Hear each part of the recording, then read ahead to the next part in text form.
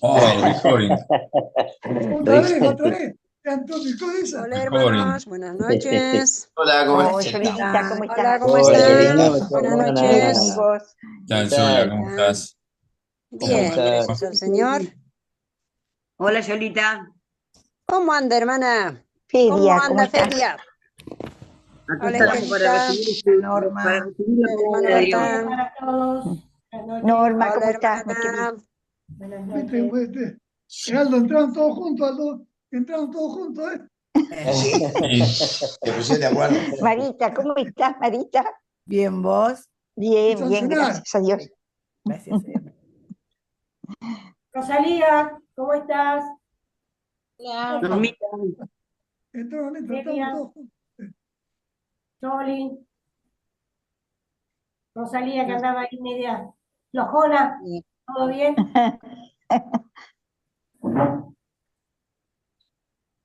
Norma, ¿y tú? ¿Cómo la pierna? ¿Cómo estás? Gracias a Dios. Bien. La pitoxina está haciendo su efecto y me está haciendo mucho bien. Muy Bueno, bien. gracias a Dios. Gracias a Dios. Ayer caminé muchísimo y no me tuve que parar. Así opa. Bueno, gracias que a un Dios. triunfo. Buenísimo. Qué bueno. Eso Muy es. bueno. Ah, los políticos hoy están bravísimos en la televisión. Gracias a Dios el último día. Cansaron, no, cansaron. claro. Hoy están Pablito. El último quemando los día, últimos cartuchos. Está, sí, está. Sí, sí, para llegar ahí. Salieron con al tanque de com- guerra hoy. La cosa es. Va a ser sí, peleada, ¿eh? Ah, sí, sí. pero está. Dicen que Va a ganar uno por 5 votos. es muy posible que esa misma noche no se sepa. Dijeron, sí. Está difícil. Oh, Va a jugar Y un que haya papel. que contar hasta los observados. Claro, ahí va a ser Oh, el. Así que de madrugada sí. se sabrá. qué va. O el otro día. Claro, lo que pasa es que son dos listas nada más, entonces va a ser más rápido. Ah, Es lo eso que sí. Sí, decían, es lo que decían, pero. Claro. Faltaba que estuviera Pinchinati. Ahí no tendríamos problemas. ese sí que era un candidato. Qué bueno. ¿Cómo Había está prometido que todas Bertán? las calles iban a ser embajadas. Qué bueno está.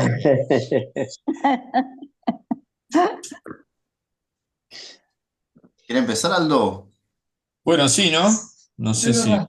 puedan ingresar más, Como creo que son, vamos los 11. no. Son, estamos justo un equipo de fútbol. Bueno, Marita, ¿nos querés dirigir vos en oración, por Sí, favor? cómo no.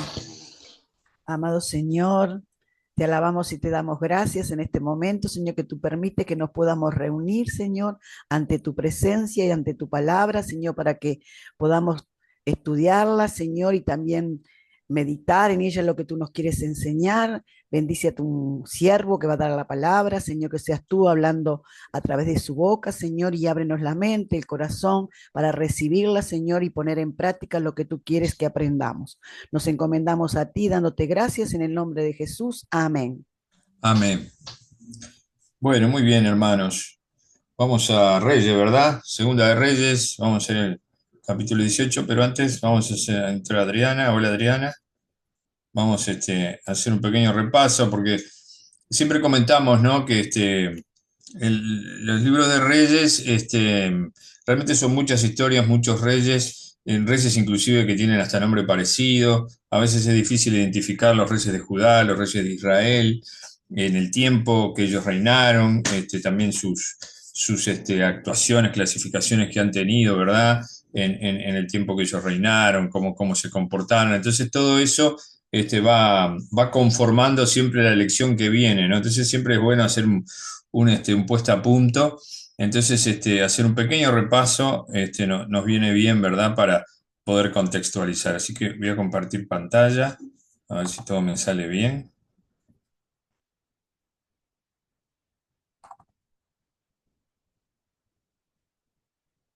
Ahí está. Muy bien. Se ve. Se ve.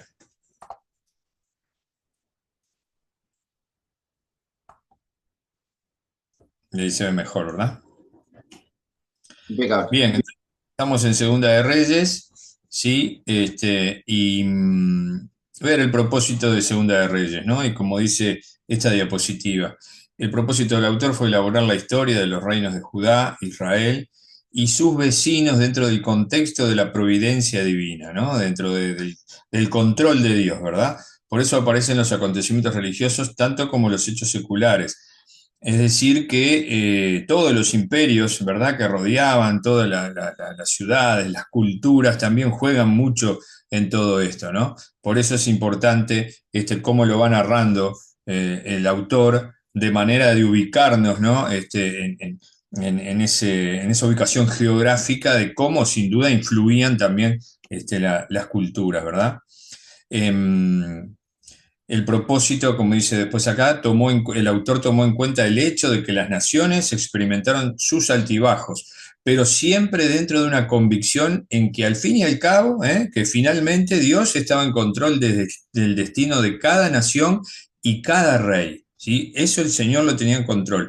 Sean triunfos, sean fracasos, sea bueno, sea malo, todo lo que sucedía estaba dentro del plan del Señor.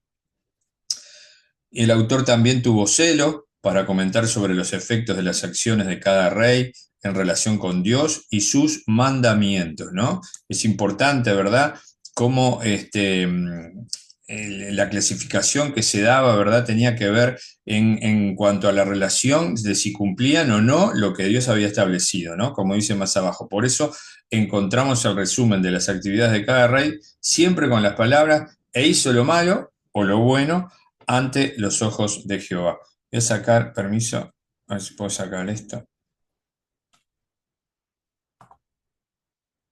Ahí está.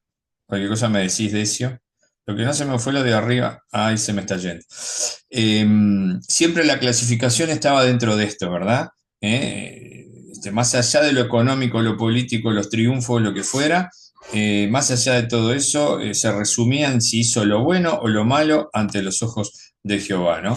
Se evaluaron no por sus capacidades civiles ni seculares, ni por sus relaciones con los ciudadanos, y como decíamos, en cuanto a lo económico, a lo político tampoco, sino desde la perspectiva del Rey Supremo, es decir, de Dios, y las leyes establecidas en forma sobrenatural por medio de Moisés, ¿no? Que acá se personifica a Moisés con Charlton Heston.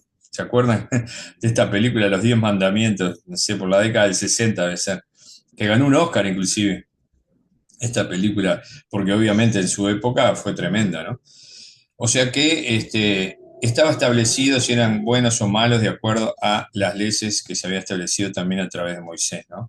Relató el hecho de que los sufrimientos del pueblo se atribuían al juicio de Dios por la desobediencia de los líderes y de los ciudadanos, ¿no? Los líderes primero, ¿verdad? Porque sin duda marcan pautas de vida, pero también los ciudadanos, ¿no?, que estaban atrás de esos líderes, ¿no? Y acá hay una foto muy significativa, ¿no?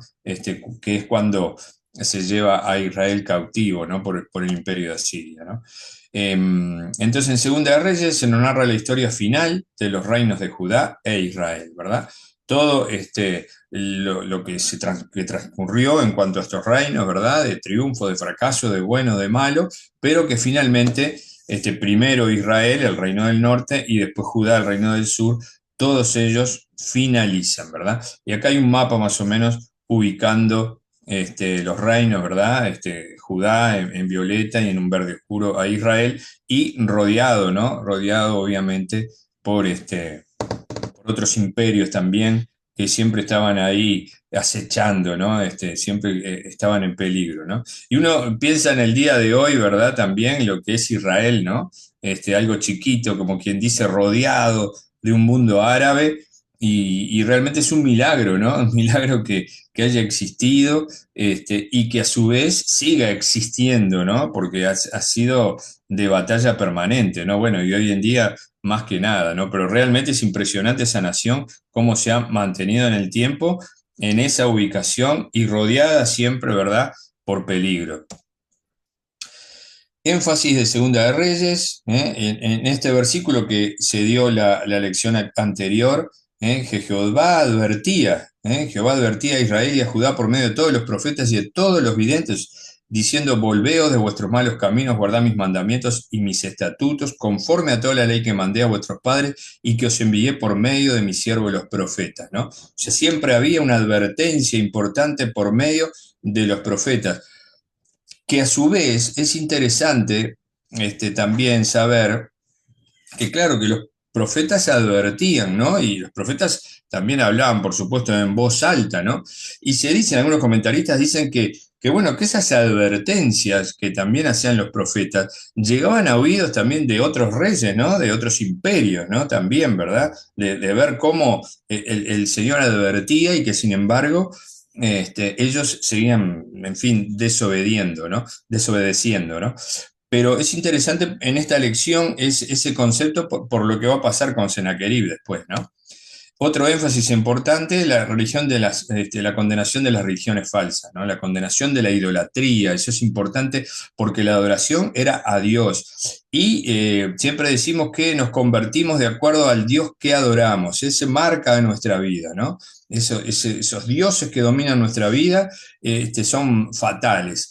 Entonces, adorar al Dios verdadero es lo que realmente nos ubica y nos marca el rumbo correcto en la vida, ¿no? Y hay varias referencias, como dice acá, los reyes que no acabaron con los lugares altos para la adoración pagana, punto débil que tenían, ¿verdad? Varios de los reyes montaron batallas en contra de la idolatría, pero otros aceptaron la coexistencia de estos altares paganos. Ese es un gran problema también, que existiera el sincretismo, ¿no? La adoración, por un lado, a Jehová, pero por un lado a otros reyes. Es como que querían estar bien con todos, ¿no? Por las dudas, ¿verdad? Y hoy en día, si llevamos este libro, ¿verdad?, a una aplicación de nuestra vida hoy, tener en cuenta estos conceptos. Solo hay un Dios verdadero, Jehová. La condenación del pecado y la necesidad de un movimiento moral y espiritual, que eso, por supuesto, se necesita. Dios está listo para perdonar a los que se arrepienten y regresan a Él. Esto es importante también tenerlo en cuenta porque también es parte de la historia de Segunda de Reyes, ¿no? Cuántas veces se arrepentían, ¿sí? El Señor los salvaba, pero lamentablemente volvían a caer de vuelta, ¿no? Y acá hay un poco un resumen, ¿sí?, de todos los reyes por el lado del norte y más abajo los reyes de Judá, ¿no? Todos allí en el tiempo más o menos que reinaron.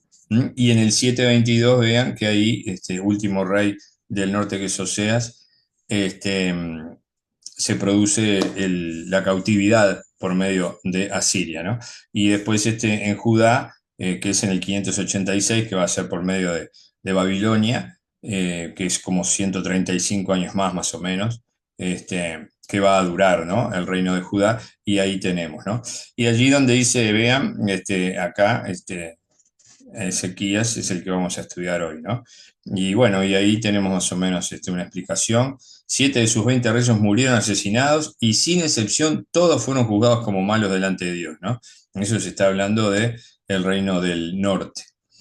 Y esta también es una diapositiva interesante de ver cómo fue descendiendo todo, ¿no? Asimilando a Dios, que es la flecha hacia arriba, y asimilando al mundo, la flecha hacia abajo, y cómo hay una escala descendente, ¿no?, de los reyes, ¿verdad? Y un pequeño concepto allí abajo, ¿no?, a la izquierda, ¿verdad?, acá, de lo que cada rey, digamos, una especie de concepto de cada rey, ¿no? Estoy cumpliendo en David, puedo cumplirla, decía Salomón, debo cumplirla, decía Roboam, ¿qué debo hacer? Jeroboam, ¿por qué debo hacerlo? También en Jeroboam, no quiero hacerlo, Acab, no voy a hacerlo, Jehú, Manahem y Acaz no lo conozco, ¿no? O sea que sencillamente había un desconocimiento prácticamente del Dios verdadero, ¿no? Y esa actitud de asimilar al mundo, que vean que dice la voluntad del hombre, es lo que lleva a la gran complicación, ¿no? Y a la perdición y a la esclavitud, la esclavitud del pecado, ¿no? Obviamente hacia arriba es buscando la voluntad de nuestro Dios. Este es el bosquejo del estudio anterior para tener un poco en cuenta los temas. Segunda de Reyes 14, 23 al 27, Jeroboam era el rey de Jeroboam II, que era el rey de Israel, y las causas espirituales de la declinación de Israel, que se resume ahí en 17:7 al 13, ¿sí? Que bueno, que claramente es la desobediencia, no hacer caso para nada a las advertencias de los profetas. Y el otro punto, que Dios declara el final del reino de Israel, ¿no? En la lección anterior tenemos, lamentablemente, la cautividad por medio del imperio de Asiria hacia el reino del norte. Y bueno, ahora vamos a entrar en este estudio, Segunda de Reyes. Dios responde a las oraciones, ¿sí? Ese es un tema muy importante, interesante, principal en esta lección. Capítulo 18, 1 al 20-21 va a ser la lección. Y este es los 4 puntos importantes que tiene este estudio, ¿no? Ezequías, que es el retorno de Jehová. Se va a ver cómo Ezequías realmente, se dice aquí que es el mejor del reino de Judá, ¿sí? Cuando se dividieron los reinos, ¿verdad? Del reino de Judá, que es el mejor. El mensaje de Isaías y la oración del rey. Acá va a aparecer el profeta Isaías, ¿sí? Que aconseja, está con Ezequías lo va a buscar muchas veces. Juicio divino contra el rey de Asiria, ¿verdad? A través de, bueno, van a ver que el rey de Asiria quería invadir, ¿no? Invadir a Judá. Y también la última parte donde hay una sanación a Ezequías muy interesante. Esta verdad central es la que domina toda la lección, ¿no? Los resultados de la buena conducta de Ezequías nos enseña que Dios protege y responde las oraciones de quienes confían en Él, ¿no? Es importante tener en cuenta, ¿no? La buena conducta, ¿sí? Protege el Señor y responde a las oraciones, ¿no? Responde obviamente en su tiempo y en su voluntad. Se entiende entonces que Ezequías es el retorno a Jehová, ¿sí? Acá se muestra cómo derrumba él todo, porque realmente lo que él hace es unas reformas religiosas muy profundas, ¿no? Bueno, vamos a leer ahí 18:1 al 7. Dice: el tercer año de Oseas, hijo de Ela, rey de Israel, comenzó a reinar Ezequías, hijo de Acaz, rey de Judá. Cuando comenzó a reinar era de 25 años y reinó en Jerusalén 29 años. El nombre de su madre fue Abi, hija de Zacarías. Hizo lo recto ante los ojos de Jehová, conforme a todas las cosas que había hecho David su padre. Él quitó los lugares altos y quebró las imágenes y cortó los símbolos de acera, e hizo pedazos la serpiente de bronce que había hecho Moisés, porque hasta entonces le quemaban incienso los hijos de Israel. Y la llamó Nehushtan. En Jehová, Dios de Israel, puso su esperanza, ni después ni antes de él hubo otro como él entre todos los reyes de Judá. Era lo que comentaba anteriormente. No hubo ni antes ni después otro mejor que él. Porque siguió a Jehová y no se apartó de él, sino que guardó los mandamientos que Jehová prescribió a Moisés, o sea que le había dado a Moisés, y Jehová estaba con él, y a donde quiera que salía prosperaba. Él se rebeló contra el rey de Asiria y no le sirvió. O sea, que decir que, porque el anterior rey que estaba en Judá, como quien dice, se había convertido en una especie de vasallo del rey de Asiria, ¿no? Realmente estaba, como quien dice, bajo el dominio de Asiria, ¿no? Y lo servía, ¿no? Pero en este caso, Ezequías lo desafió, se rebeló, no le sirvió, ¿no? Por supuesto, no cayó en su dominio, ¿sí? Como que lo enfrentó, ¿verdad? Y en esta parte acá, dice, la Sagrada Escritura le dedica más espacio a Ezequías que a cualquier otro rey desde los días de Salomón. Miren si será importante, ¿no? Y acá hay una sugerencia interesante de este comentarista, que para que de repente ustedes anoten esto que dice acá, lean los relatos paralelos en Segunda de Crónicas 29:32 e Isaías 36:39, porque complementan muy bien toda esta lectura de Ezequías que hacemos acá, ¿no? Hay cosas que se repiten, pero hay cosas que no, o sea, tenemos mucha más información ahí, ¿verdad? Sí que sería bueno también que después ustedes hicieran un repaso en estos dos pasajes, para entender mejor, como dice acá, las victorias espirituales y políticas que ganó Ezequías por su fe en Dios. Cuando Ezequías llegó al poder, Judá se había convertido virtualmente en un estado vasallo bajo el dominio de Asiria. O sea, como que él cambió la cosa. Su reinado se caracterizó por grandes reformas. Condujo una campaña contra toda forma de idolatría, destruyendo incluso los lugares altos y la serpiente de bronce que se menciona en Números 21. ¿Se acuerdan de este hecho?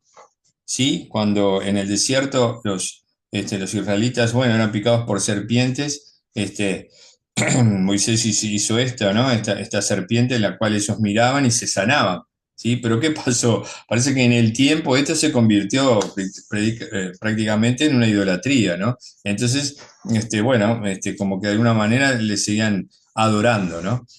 Porque como dice ahí, pues hasta entonces le quemaban incienso a los hijos de Israel. La llamó Neustán, que significa literalmente cosa de bronce, ¿no? Es decir, de alguna manera también estaban atrapados en la adoración a la serpiente, ¿no? Recién ahora aparece, ¿no? Fue nombrada ya en el libro de Números, capítulo 21, pero bueno, resulta que sobrevivió y en la peor manera, ¿no? En una adoración como si fuera también un dios, ¿no? Y en cuanto a su confianza en Jehová, Dios de Israel, Ezequías fue el más grande de los reyes de Judá y el más esforzado en lo referente a la manera escrupulosa en que expulsó de la tierra a los hacedores del mal, ¿no? O sea, como que realmente entró con el bisturí y hizo una reforma religiosa muy importante, bueno, lo que sin duda que implicaba grandes cambios, ¿no? En los hábitos que allí existía, ¿verdad? De adoración, y bueno, buscaba que se adorara exclusivamente a Jehová, ¿no? El Dios de Israel, ¿no? Acá vamos a leer esta parte que dice del 7 al 8, yo lo leo acá. Dice, no, esto ya lo leí, perdón. Al final Ezequías se rebeló contra el yugo asirio debido a su éxito militar, al arrojar a los filisteos, otra cosa muy importante también, que enfrentó a los filisteos de la tierra de las torres de los atalayas hasta la ciudad fortificada, ¿sí? O sea, también enfrentó a los filisteos, que sin duda eran una amenaza, y también los venció, ¿no?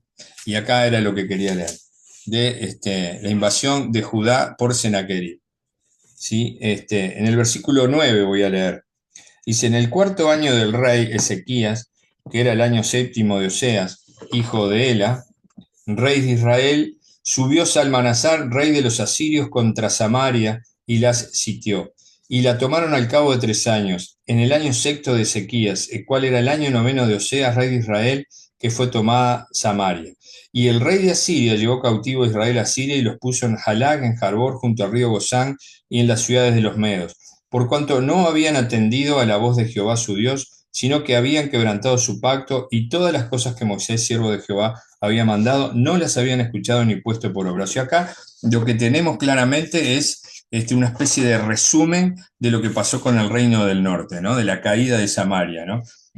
O sea, subraya justamente lo que quiere el autor acá, es subrayar la amenaza que significaba Asiria, ¿no? Concretamente a toda esa zona, ¿verdad? Y sin duda que fue por el reino del norte y ahora quería ir por Judá, ¿no? Entonces leo estos versículos, del 13 al 16. A los 14 años del rey Ezequías, subió Senaquerib, rey de Asiria, contra todas las ciudades fortificadas de Judá y las tomó.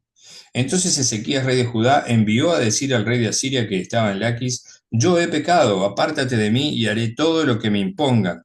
Y el rey de Asiria impuso a Ezequías, rey de Judá, 300 talentos de plata y 30 talentos de oro. O sea, como que Ezequías de alguna manera allí se rindió, ¿no? Porque, bueno, obviamente fue invadido por ellos y lo quiso, como quien dice, con dinero comprar, ¿no?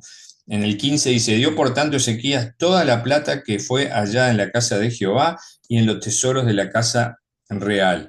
Entonces Ezequías quitó el oro de las puertas del templo de Jehová y de los quiciales que el mismo rey Ezequías había cubierto de oro y lo dio al rey de Asiria.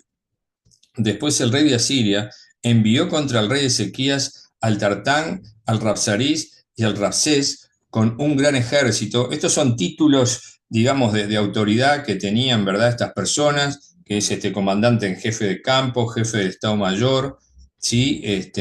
Que bueno, que eran representantes de Senaquerib, ¿no? O sea que le dio ese dinero, pero de todas maneras él aceptó todo ese oro, todas esas reliquias que le daban, pero bueno, sencillamente iba por más, ¿no?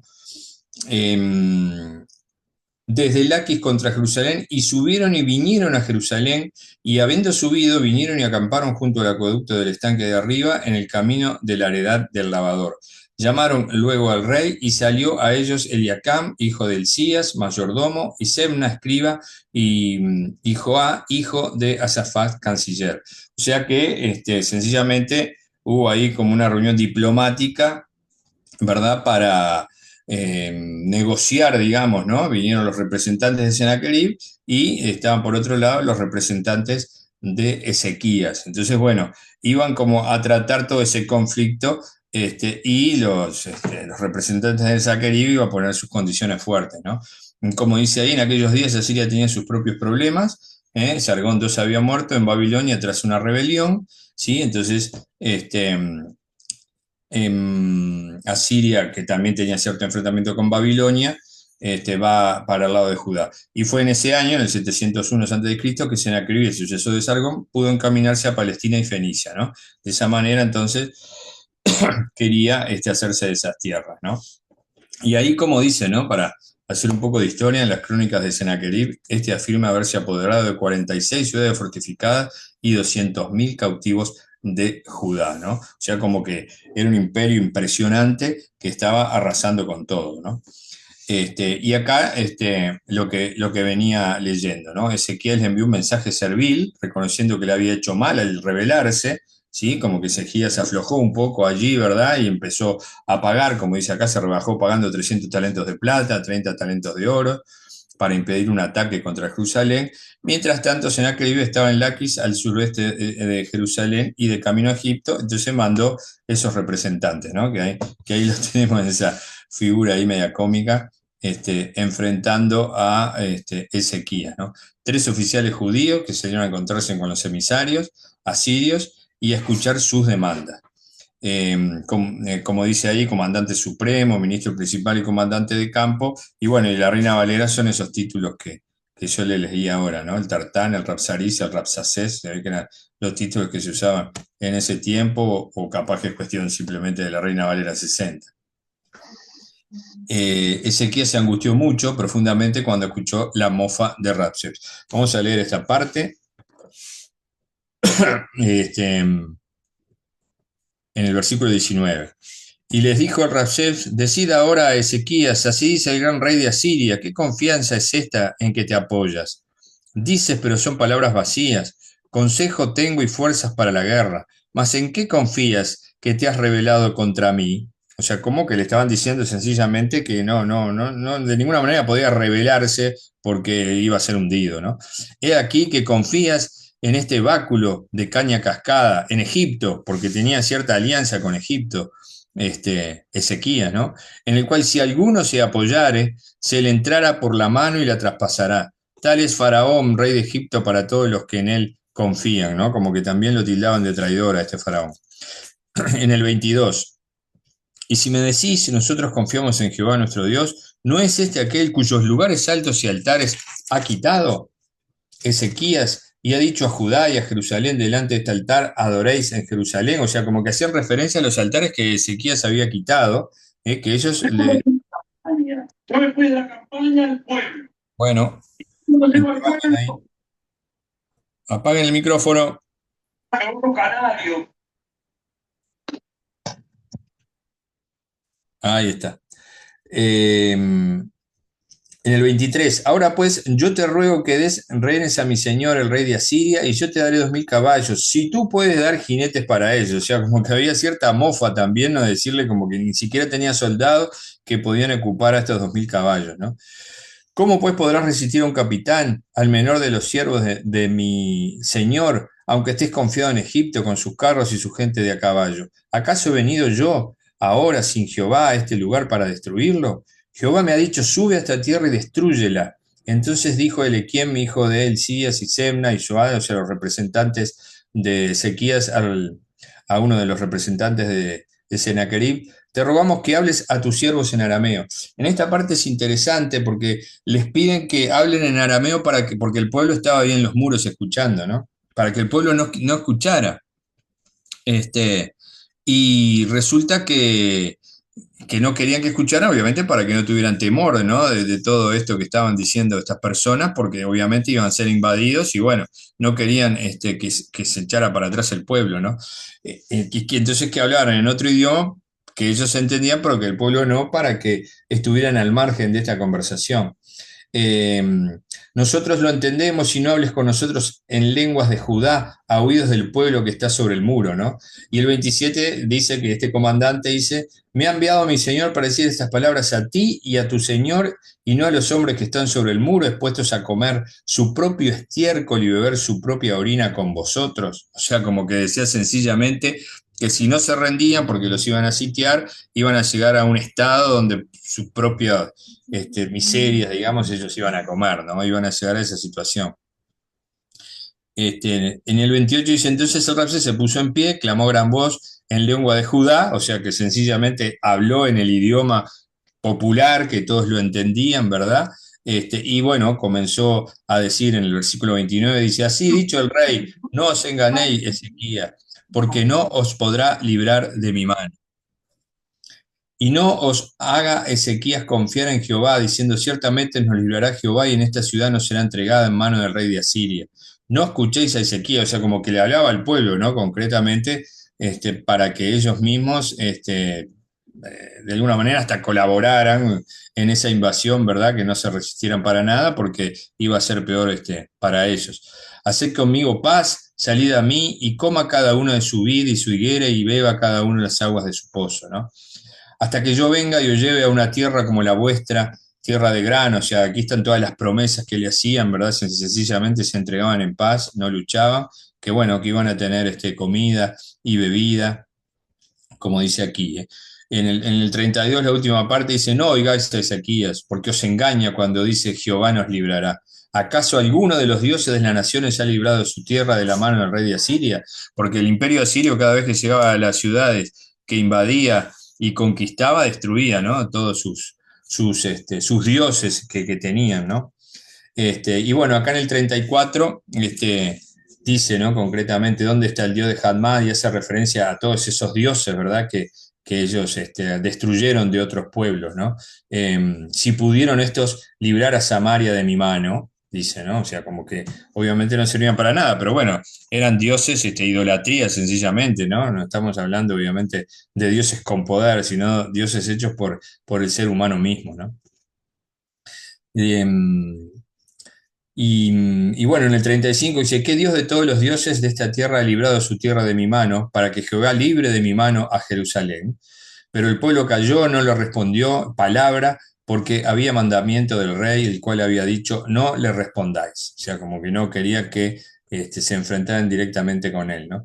Y en el 37, vean lo que dice, entonces Eliaquim, hijo de Hilcías, mayordomo, y Sebna, escriba, y Joás, hijo de Asaf, canciller, vinieron a Ezequías rasgando sus vestidos y le contaron las palabras del Ramsés. O sea, que vinieron con una angustia tremenda, concretamente a contarle todo a lo que, en fin, lo que iba a pasar, ¿verdad? Lo que Asiria iba a hacer de invadirlos y sencillamente conquistarlos, y no había negociación posible, ¿no? Querían una especie de condición, rendición incondicional, ¿no?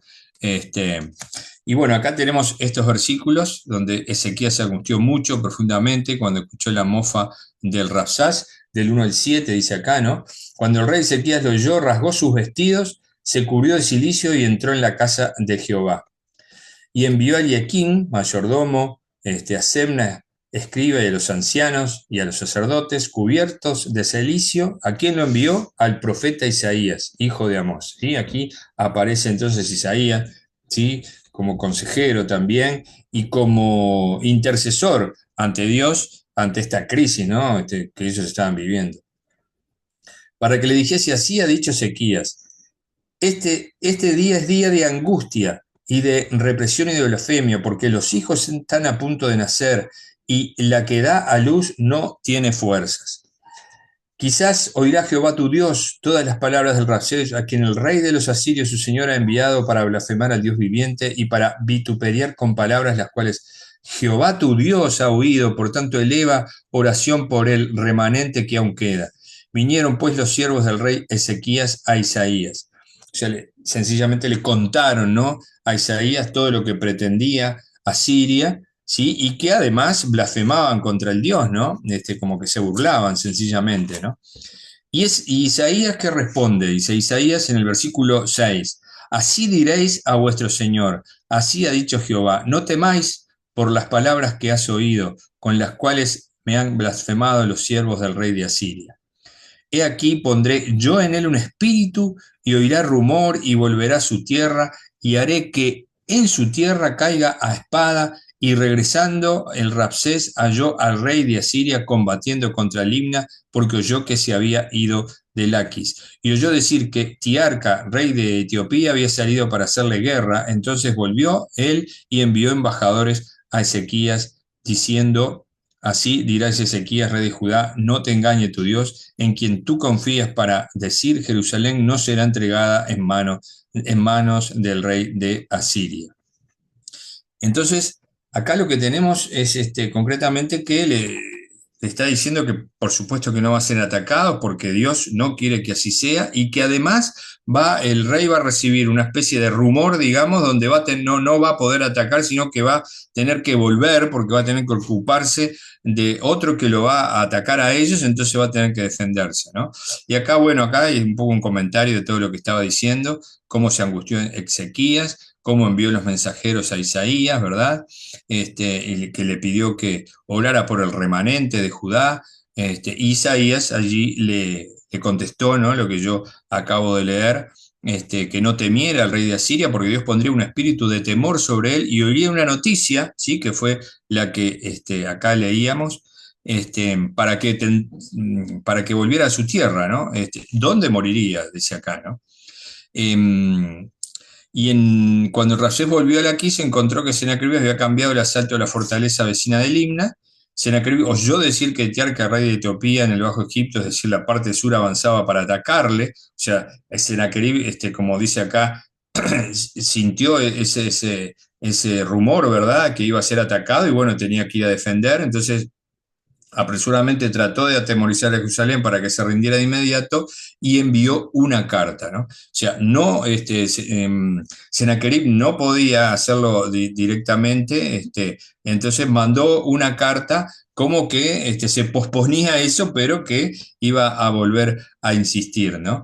Y bueno, acá hay un comentario más o menos de lo que yo leí, ¿no?, de cómo lo que dice el versículo 7 se explica en el versículo 9, que habla de que iba a ser atacado podría ser por los egipcios, dicen que algunos podrían ser por Etiopía, ¿no? Otros también hablan de Babilonia, porque Babilonia también era un imperio que se estaba formando muy fuerte en ese tiempo, y entonces manda una carta, ¿no? Y en esa carta es interesante lo que dice, ¿no? En el versículo 11 le dice: he aquí, en esa carta que le manda a él, he aquí tú has oído lo que han hecho los reyes de Asiria a todas las tierras, destruyéndola, y escaparás tú. O sea, en la carta que le está mandando a Ezequías, ¿verdad? Como diciéndole concretamente que lo va a invadir y diciéndole que está en inferioridad de condiciones y mostrándole el ejemplo de cómo invadió otras naciones y siempre lo hizo con éxito, ¿no? En el 2 dice: ¿acaso libraron sus dioses a las naciones que mis padres destruyeron? Y le pone allí las naciones, ¿no? Gozán, Harán, Reseb, los hijos de Edén, y que estaban en Telasar. ¿Dónde está el rey de Hamat, el rey de Arfad? O sea, está nombrando reyes fuertes, ciudades fuertes que fueron destruidas, ¿no? Y el versículo 14 dice: tomó Ezequías las cartas de mano de los embajadores y después que las hubo leído, subió a la casa de Jehová, ¿no? En Segunda de Crónicas 32:5, ¿sí?, si ustedes después van ahí justamente habla de este concepto que dice acá, ¿no? Ezequías comenzó entonces a fortificar Jerusalén. Obviamente, al sentir que si bien había pospuesto el ataque, pero podría volver, comenzó a fortificar, comenzó también a armarse más, ¿no? Y todo esto le llegó, entonces estas noticias le llegaron al rey de Asiria y mandó a los oficiales de su ejército a Jerusalén demandando una rendición condicional, que fue con esta carta que yo leía, ¿no? Entonces acá es interesante lo que hace Ezequías con esa carta, ¿no? Sabiamente Ezequías toma la carta, la lleva al templo y la extiende delante de Jehová. Su oración es toda una revelación de su profunda confianza en el Señor. Esta es la decisión notable que toma Ezequías, ¿no? En ese momento de miedo, de temor, de limitación, de estar en que no saber absolutamente qué hacer, ¿verdad? Lo que hace es ir con esa carta al templo, ¿sí? Y extender esa carta a Dios. Y esta es la oración que hace, ¿no? Del 14 al 19. Y tomó Ezequías las cartas de mano de los embajadores, y después que las hubo leído, subió a la casa de Jehová y las extendió, Ezequías delante de Jehová. Y oró Ezequías delante de Jehová, diciendo: Jehová, Dios de Israel, que moras entre los querubines, solo tú eres Dios de todos los reinos de la tierra. Tú hiciste el cielo y la tierra. Inclina, oh Jehová, tu oído y oye. Abre, oh Jehová, tus ojos y mira, y oye las palabras de Sennacherib, que ha enviado a blasfemar al Dios viviente. ¿Sí? Hablaba contra Jehová mismo, ¿no? El Dios de Israel.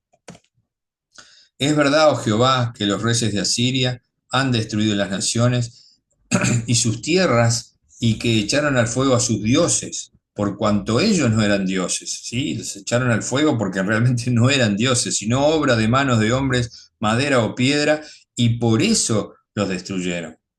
O sea, como que no podían ir contra Jehová porque Jehová es indestructible, es todopoderoso. Ahora pues, oh Jehová, Dios nuestro, sálvanos, te ruego de su mano, para que sepan todos los reinos de la tierra que solo tú, Jehová, eres Dios. Este es el versículo clave, importantísimo en esta lección. Ahora pues, oh Jehová Dios nuestro, sálvanos, te ruego de su mano, para que sepan todos los reinos de la tierra que solo tú, Jehová, eres Dios, ¿no? Es interesante analizar estas palabras de este versículo clave, ¿no? Ahora, necesitaba inmediatamente ayuda. Dios nuestro, ¿no? Esa forma de llamarlo, ¿no? Como realmente identificándose, ¿no? Que realmente era el Dios de ellos, no era el Dios de todo el pueblo, del rey y de todo el pueblo. Es ese sentido de pertenencia, ¿verdad? Dios nuestro, sálvanos, esa palabra que realmente creo que todos vamos a nuestro Dios pidiendo, ¿no? Que siempre nos salve de situaciones. Te ruego de su mano para que sepan todos los reinos de la tierra que solo tú, Jehová, eres Dios. Te ruego de su mano quiere decir, te ruego de su poder, el poder tan enorme que tenía Asiria, ¿verdad? Te ruego de ese poder que nos libres. ¿Y esto para qué? Para que sepan todos los reinos de la tierra que solo tú, Jehová, eres Dios. O sea, no solamente el hecho de, obviamente, del beneficio que tenían al salvarse, sino también para la gloria de Dios, que todos sepan que solo Él es Dios, ¿no? De la misma manera que hizo Elías con los profetas de Baal, ¿verdad?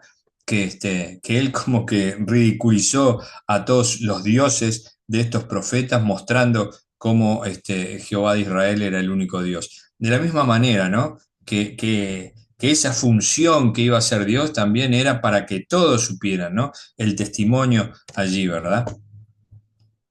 Ezequías entendía muy bien la razón por la cual Asiria había derrotado a las naciones y su tierra, ¿no?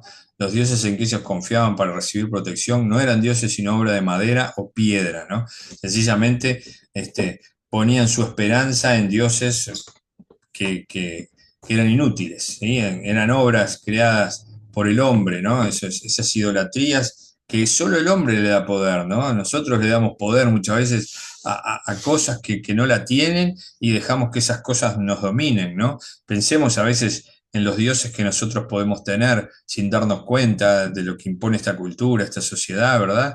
Los hábitos que a veces nos hacen mal y que se transforman en dioses, que nos dominan, también los hábitos nuestros con los cuales nosotros tenemos que entregárselos al Señor, ¿no? Y buscar la voluntad del Padre para que esos hábitos que no nos dejan realmente tener una buena relación con el Señor, sencillamente desaparezcan, ¿no? Y bueno, como dice, habían sido objetos creados, no el creador, ¿no? Hay muchas veces la adoración a la creación y no al creador, ¿no? Hay, por ejemplo, hay grupos que realmente adoran la creación, porque que la creación se hizo sola, ¿verdad? Absolutamente sola, bueno, y adoran simplemente como que si tuviera vida propia, y en realidad es Dios, el creador, ¿verdad? Que le da vida, ¿eh? Es el creador que crea el universo, no el universo es Dios, ¿verdad? Así que no tenían poder, por eso los destruyeron, pero Ezequías estaba hablando con el Dios vivo y verdadero y le pidió que salvara a su pueblo de la mano de Sennacherib. El monarca sabía que Dios podía hacerlo, la suya fue una oración de fe. El propósito principal de la petición del rey era que Dios fuera glorificado, no tanto la sobrevivencia suya. Además pidió a Dios que se reivindicara a sí mismo y demostrara que no solo era un ídolo impotente, para que sepan todos los reinos de la tierra que solo tú, Jehová, eres Dios. ¿Sí? La petición de Ezequías es una de las oraciones más excelsas de las Escrituras, ¿no? Realmente es una oración como para tenerla presente en nuestro corazón, ¿verdad? ¿Cuántas veces nos podemos encontrar en situaciones así? Y ahora, a ver, vamos a ver el juicio divino contra el rey de Asiria, ¿no? Después de esta oración, ¿sí? Voy al versículo 19. Ahora pues, oh Jehová, Dios nuestro, salva, bueno, eso ya lo dije, perdón, el versículo 20. Entonces Isaías, hijo de Amós, envió a decir a Ezequías, así ha dicho Jehová, Dios de Israel, lo que me pediste acerca de Sennacherib, rey de Asiria, he oído. ¿Sí? Sencillamente el Señor oyó esa oración que Ezequías dijo, ¿no?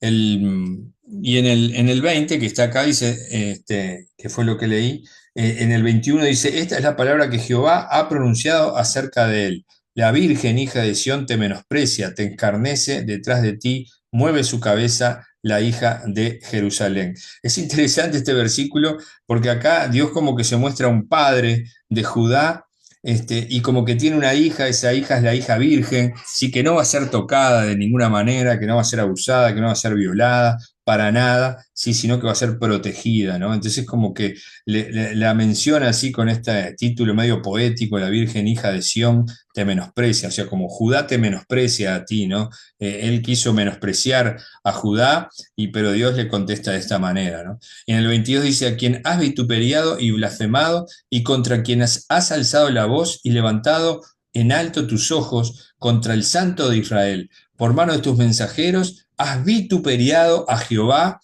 Vituperiado es como que, bueno, sencillamente lo ha desafiado, ¿no?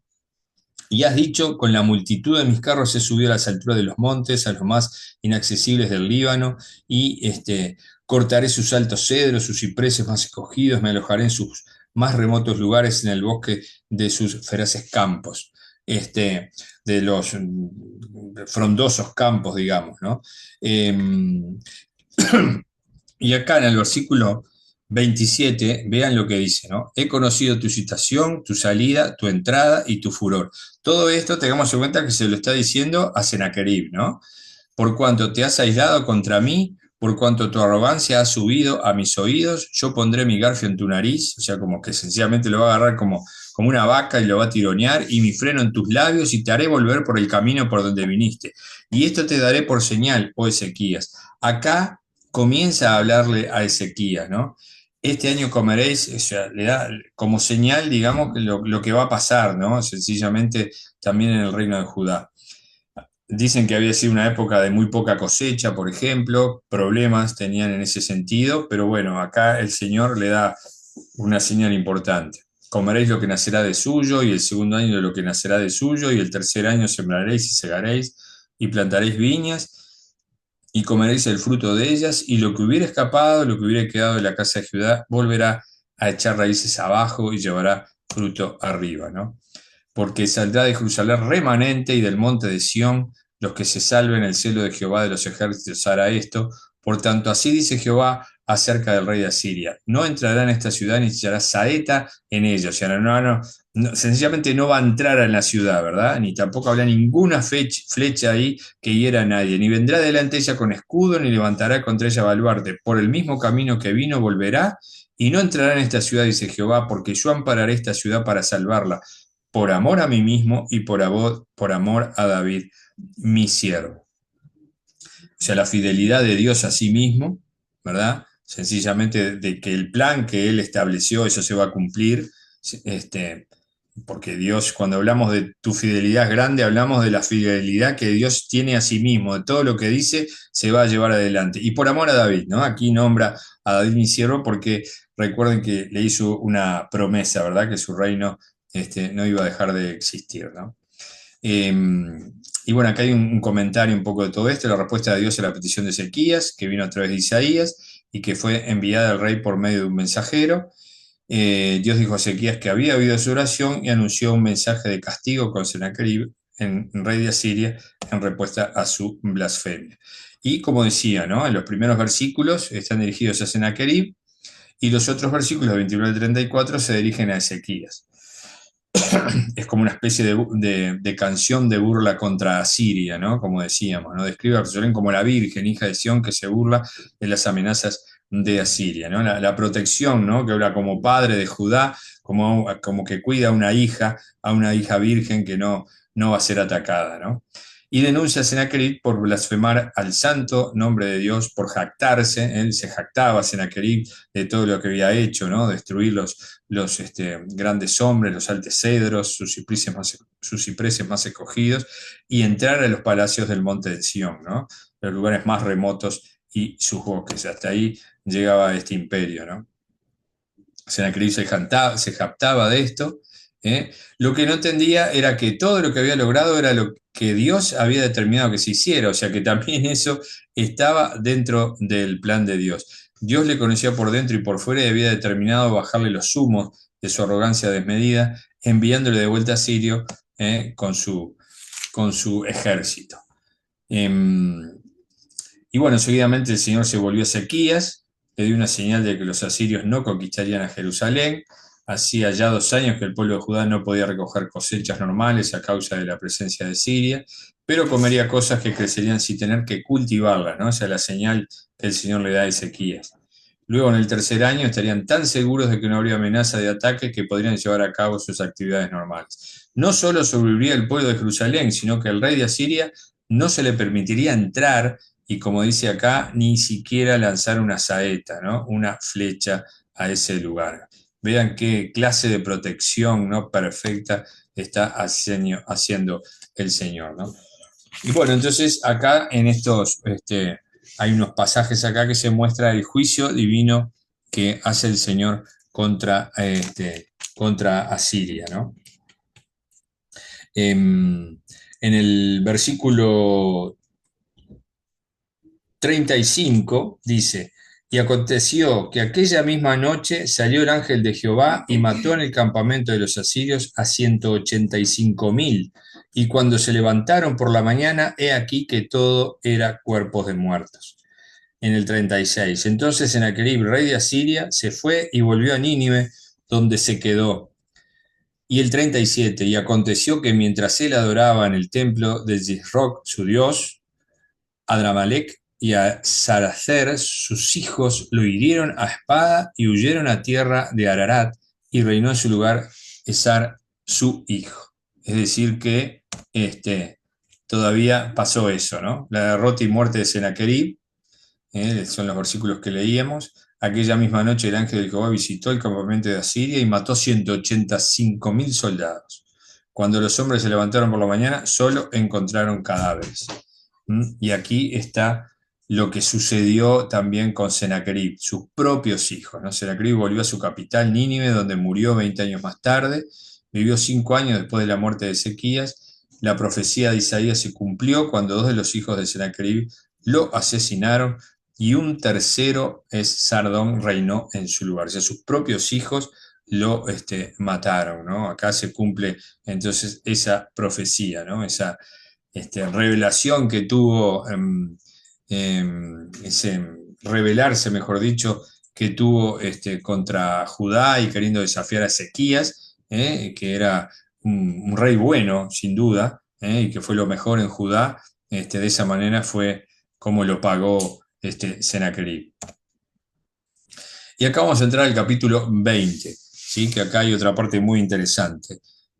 Cómo Jehová sana a Ezequías. Tal vez sería la enfermedad de Ezequías acompañada por una especie de llaga, que hay una especie de comentario entre de entrada de los versículos. Y una cosa que quiero aclarar es que este hecho de la enfermedad de Ezequías es anterior a todo lo que comenté de Senaquerib, o sea, a todo ese ataque de Senaquerib, ¿no? A toda esa invasión que él quería hacer, ¿no? Es anterior, o sea, no está cronológicamente aquí narrado, ¿no? Sino que esto es anterior, ¿no? Bueno, Ezequías tiene una gran enfermedad, ¿sí? Que muchos dicen que, bueno, que pudo tener con todas las crisis que estaba pasando, ¿verdad? Y con esa invasión que quería hacer Senaquerib. Dios envía al profeta Isaías para que le dijera: ordena tu casa porque morirás. Era necesario que el rey pusiera en regla sus asuntos, ¿no? Y bueno, Ezequías respondió a las manos noticias orando a Jehová con intensidad. Aquí tenemos vamos a tener una segunda oración de Ezequías también ante esa crisis personal de salud.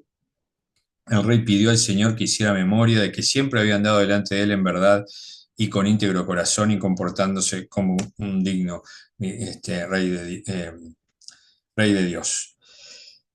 Y acá está los versículos del 1 al 6, entonces, de este capítulo 20. En aquellos días Ezequías cayó enfermo de muerte, vino a él el profeta Isaías, hijo de Amós, y le dijo: Jehová dice así, ordena tu casa porque morirás y no vivirás. Entonces él volvió su rostro a la pared y oró a Jehová y dijo: te ruego, oh Jehová, te ruego que hagas memoria de que he andado delante de ti en verdad y con íntegro corazón, y que he hecho las cosas que te agradan. Y lloró Ezequías con gran lloro, ¿sí?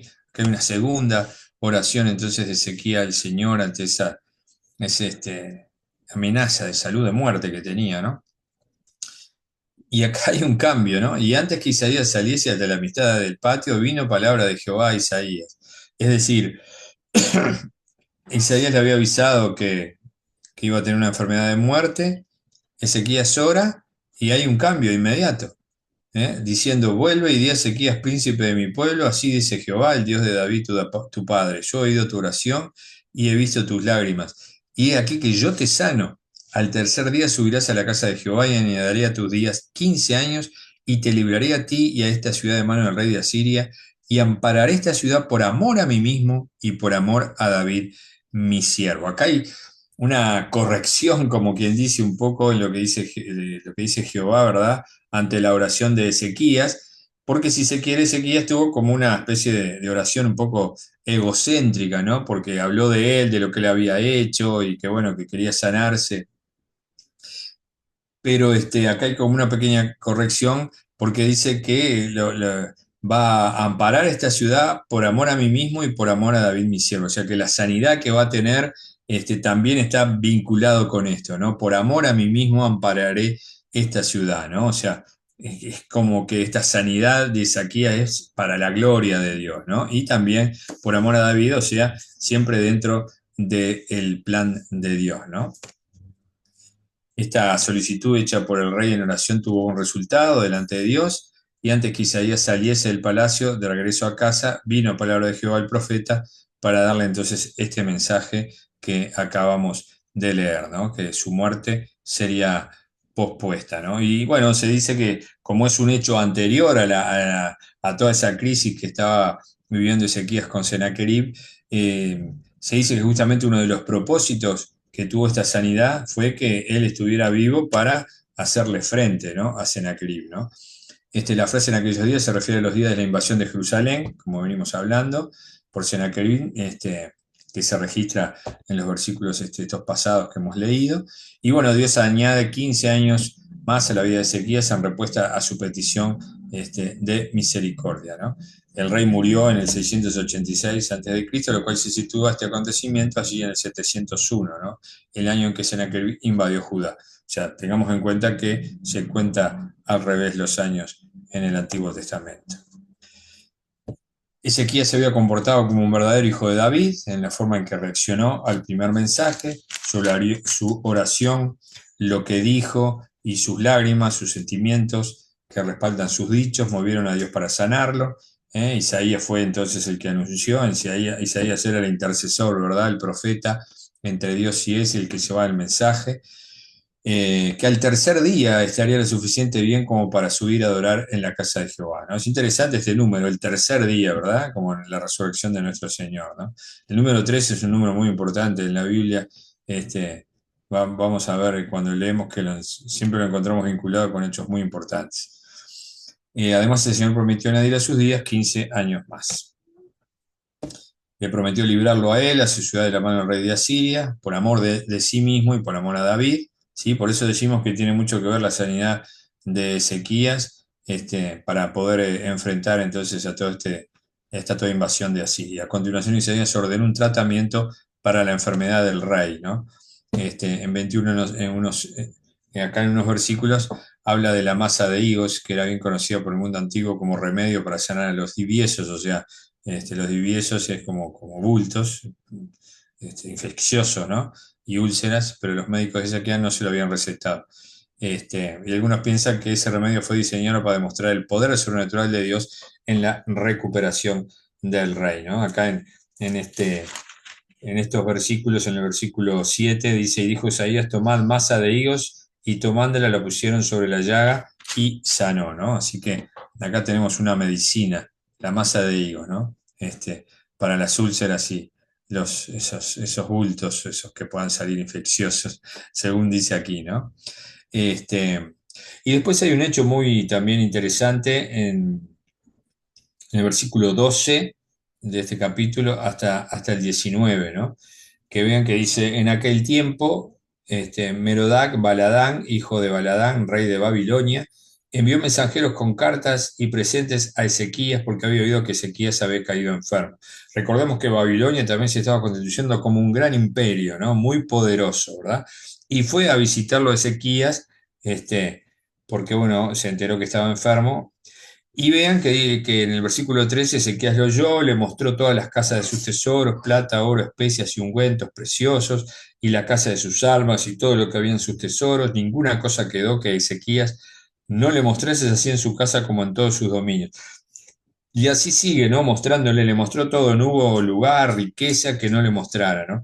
Pero después en el versículo 17, no, perdón, en el versículo 16, Isaías le dice a Ezequías lo que va a pasar con este rey, ¿no? Como que lo está advirtiendo, ¿no? Primero en un versículo anterior le pregunta qué vino a hacer el rey de Babilonia, que vino a hacer, y él le dice que sí, que vino a ver y que le mostró todo así pacíficamente, ¿no? Pero vean lo que dice el 17, vienen días en que todo lo que está en tu casa y todo lo que tus padres han atesorado hasta hoy será llevado a Babilonia sin quedar nada, dijo Jehová, y de tus hijos saldrán de ti, que habrás engendrado, tomarán y serán eunucos en el palacio del rey de Babilonia. Entonces Ezequías dijo a Isaías, las palabras de Jehová que has hablado es buena. Después dijo, es buena en el sentido, digamos, de que no iba a suceder esto en los días de él, ¿no? Pero obviamente ahí otra vez tenía como una visión muy corta, ¿verdad? Pensando simplemente en el reino de él. Pero esto es algo que iba a suceder porque el rey de Babilonia iba a invadir, luego Judá, que iba finalmente a llevar a los que eran cautivos, ¿no? A llevarse cautivo, digamos, al reino de Judá, ¿no? Y después está en el 20 al 21 la muerte de Ezequías, que también hizo sus obras ahí, ¿verdad? Como habla acá, el estanque de agua que hizo también, que hizo obras muy importantes, ¿verdad? Para que se desarrollara la ciudad. Y en el 21 dice, durmió Ezequías con sus padres y hasta reinó en su lugar Manasés, su hijo, que Manasés es un rey muy diferente que se va a ver en las elecciones anteriores, en la elección que sigue, digo. Y bueno, acá tenemos las aplicaciones y sobre todo la oración, ¿no? Acá se destaca la oración de Ezequías, la oración sincera, que es eficaz indispensable en la vida del creyente, ¿sí? Allí están los versículos donde Ezequías hace estas oraciones, ¿sí? Era recto, justo, oraba en tiempos de crisis personal y crisis nacional, ¿no? En los dos momentos importantes, básicos en su vida, ¿no? Dios responde a esas oraciones. Y bueno, acá que nos ayuda a conocer y cumplir la voluntad de Dios, la oración. Por medio de la oración podemos descubrir el plan de nuestra vida y podemos participar en la obra de Dios en el mundo. La obediencia a la palabra de Dios es un requisito para experimentar sus bendiciones, y cuando líder y pueblo muestran fidelidad e integridad, pueden confiar en su futuro al poder y la bondad de Dios, ¿no? Dios quiera que este concepto lo tenga presente el próximo gobierno que esté en nuestro país, ¿no? Fidelidad e integridad para poder confiar su futuro al poder y la bondad de Dios. Y aquí terminamos. ¿Cómo era que vuelvo de eso? El verde de nuevo, deja de compartir. No me sale. Lo que te salía arriba, ¿viste? Que vos decías, esto que me sale arriba. Subí el mouse a donde estaba. No, que me salís vos, pero no me sale el resto. Tiene que ser.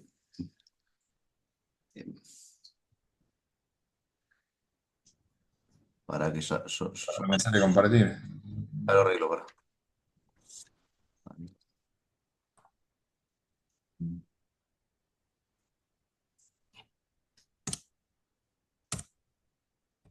Ahí, Ya está. quedó. No, no me sale nadie. Ahora pone, ya salimos, ya salimos. Pone abajo, abrí tu Zoom abajo que quedaste. Baja abajo donde dice Zoom y cliquear. Ahora sí. Muy bien. Bueno, muy bien. Lección larga, sin duda, donde hay muchos sucesos, pero importante ver cómo enfrenta la crisis Ezequías y un rey que fue lo mejor, ¿no? Como aclaraba acá el autor, ¿no? Lo mejor en Judá, un ejemplo de cómo llevó adelante estas crisis, cómo en forma humilde, ¿no? Extiende la carta, ¿verdad? Ahí en el templo a Dios, ora con esa oración tan excelsa, ¿no? Esa oración tan sentida, ¿verdad? Y tan necesitada, ¿no? Todo una muestra de cómo tenemos que ir a Dios muchas veces, ¿no? En humildad y realmente mostrando nuestra sensibilidad, invocándolo de veras también, como dice uno de los salmos, ¿no? En esa intimidad, el Señor nos escucha, ¿no? Y, y bueno, y claramente le hacía toda la historia de que todo lo demás era derrotado porque no eran dioses, ¿no? Únicamente Él era Dios, ¿no? Bueno, opinen algo, que ya hablé bastante ya. A mí me llama la atención el comienzo, ¿no? Que algo que hace Ezequías que no hicieron los otros, que fue ir al hueso, ¿no? Él fue extremo, ¿no? Él sacó todo. Hasta esa serpiente que hacía centenares de años que estaba ahí guardada, que nadie había hablado de ella todavía, pero estaba ahí. Y él hasta eso sacó, ¿no? Él sacó todo. Y me hizo pensar este pasaje en que a veces nosotros dejamos cosas en nuestras vidas del pasado, ¿no? Y tenemos que ordenar todo eso que quedó desordenado para tener una vida realmente recta delante del Señor, ¿no? A veces hay cosas son muy difíciles, hay cosas que estamos muy arraigados con nuestro pasado, pero tenemos al Señor que nos ayuda a desarraigarnos de eso, ¿no? Y yo creo que este es un ejemplo de un rey que tomó esa decisión y fue un bien, ¿no? Un bien para el pueblo, un bien para ese reinado, y fue alguien que fue destacado en este libro de Reyes para que hoy día, después de miles de años, estamos hablando de él como un buen ejemplo, ¿no? Y yo Sí, creo sí. es bueno para pensarlo para nuestro.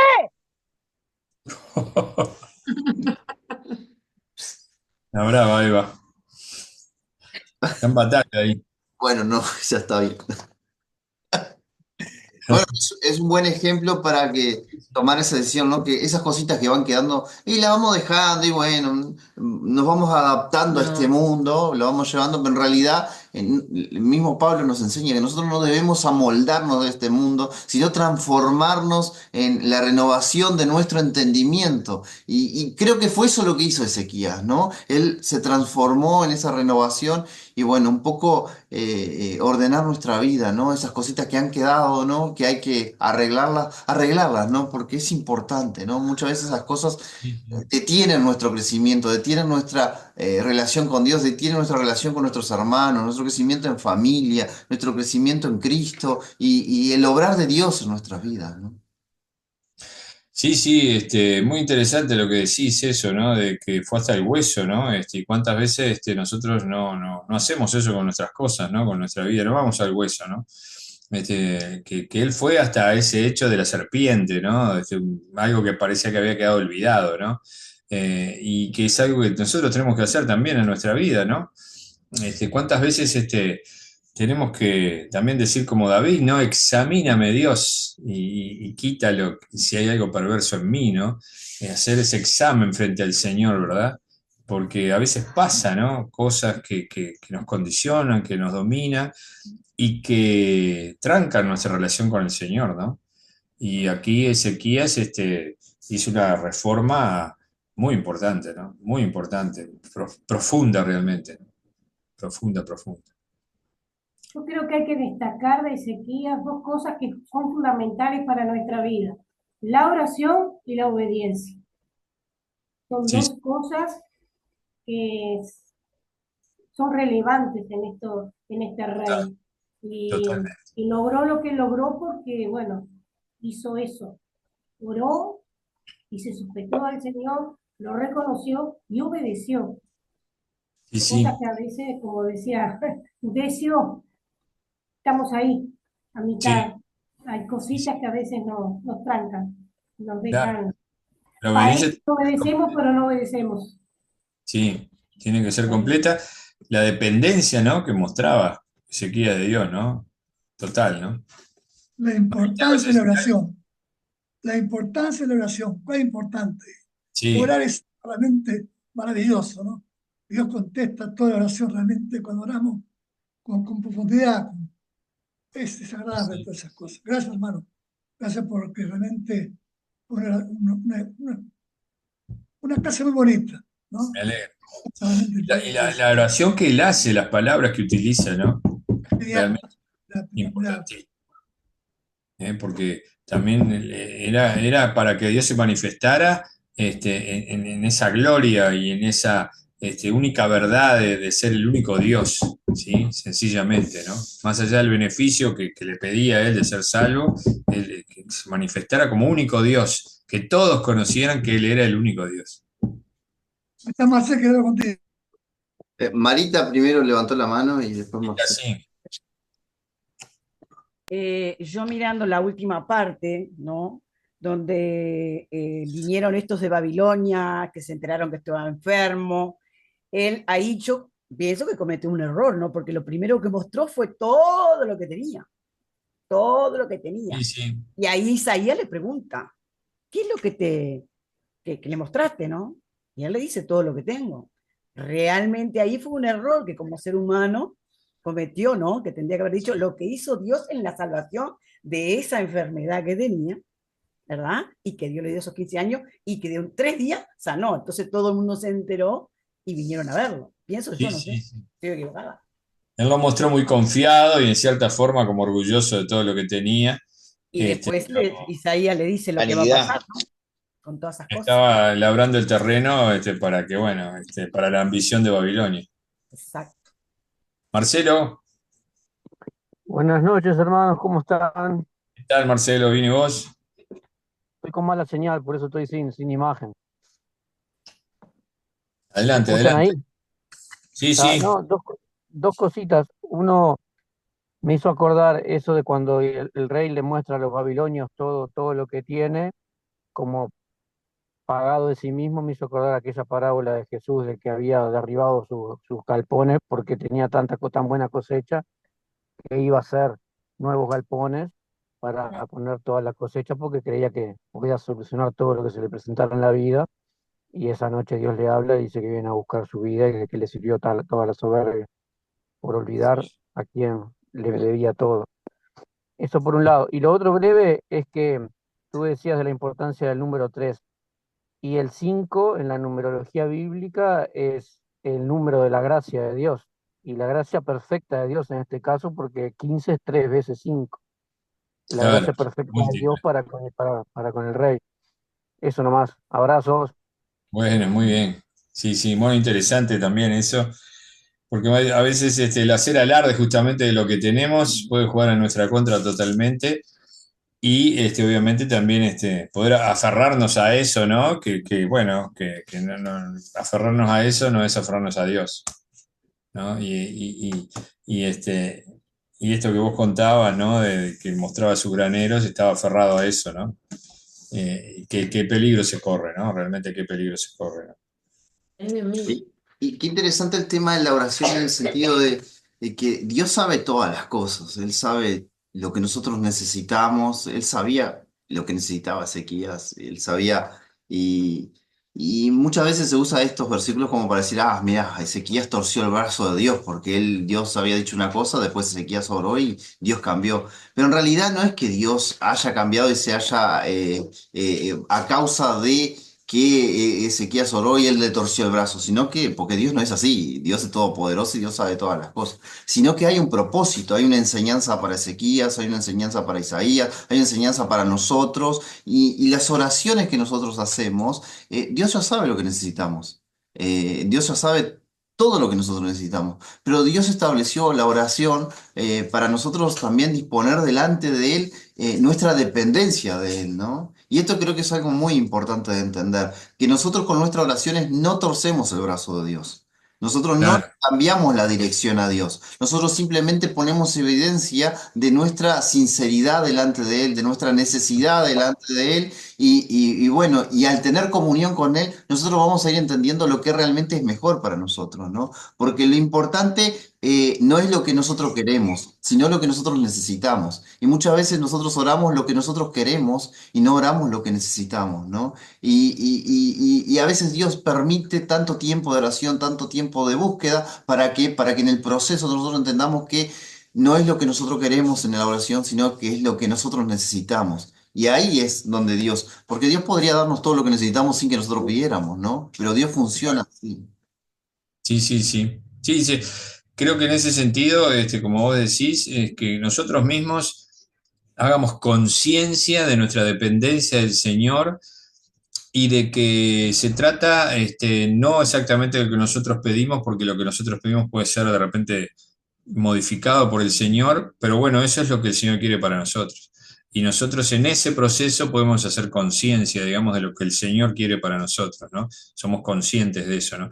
Y eso también el hecho de que nosotros decimos, no, pero Dios sabía, por ejemplo, en este caso con Ezequías, que bueno, que iba a ser atacado, que sencillamente iba a ser invadido, destruido, y que sin embargo Ezequías le muestra la carta. La acción de él es mostrarle la carta al Señor, como si el Señor no supiera, digamos, ¿no? Todo lo que decía la carta y toda la intención de Sennacherib, ¿no? O sea, la actitud de él, ¿no? O sea, como mostrándosela a un amigo, ¿no? Realmente, ¿no? Por favor, ayúdame, ¿no? Entonces, esa necesidad, esa dependencia, ¿no? Esa humildad y todo, sin duda que jugó un papel muy importante, ¿no? Y esa misma actitud tenemos que tener nosotros cuando vamos a orar, ¿no? Es como que si estuviéramos hablando con un amigo que le estamos contando íntimamente nuestras cosas y con sinceridad, ¿no? Y a veces pasa que uno tiene que uno quiere ser tan solemne con Dios que a veces uno tiene miedo de decirle algunas cosas, ¿no? Pero sin embargo uno tiene que ser sincero y decir, Dios, yo no entiendo por qué está pasando esto. Yo no sé, y me parece que no es bueno lo que está pasando, pero no lo entiendo. Claro, Sé qué camino pero ser sincero con Dios. Mira, me está pasando esto, es esto, está bien lo que estoy pensando, Dios, ayúdame a cambiar el pensamiento si está mal lo que estoy pensando. Es ser sincero con Dios, es hablarle, porque es una persona que está ahí, te está escuchando, es tu padre, es nuestro padre. Entonces como que es algo precioso, ¿no? Y hay que ser sincero con Dios. Ir así sinceramente. Ser específico, ¿no? Específico. Específico de realmente lo que necesitamos. Claro. Él no nos va a juzgar porque nos Claro. conoce. No se va a asustar. Claro, él no se va a asustar tampoco. El Señor no se va a asustar. Además, Él sabe lo que está en nuestro corazón. Por más que nosotros no le digamos, Él sabe. Entonces, ¿qué mejor que exponerlo? Mirá, estoy pensando esto de esta persona. ¿Está bien? ¿No está bien? Ayúdame a encauzarme al buen camino. Sí, sí, sí. Sin duda. El Señor obra en nuestra mente, en nuestras ideas, en nuestras decisiones. Sin duda que sí. Bueno, ¿alguien más, hermanos, que quiera opinar algo? Adelante. Si no, vamos terminando, ya son 9:20. Bueno, fue larga la lección, pero ¿la entendieron? ¿Sí? Bueno, Gracias. fue larga. Sí, hermano, la entendí muy bien. Gracias. Bueno, Muchas gracias, larga, hermano, por la muy larga, preciosa clase. hay como una especie de 12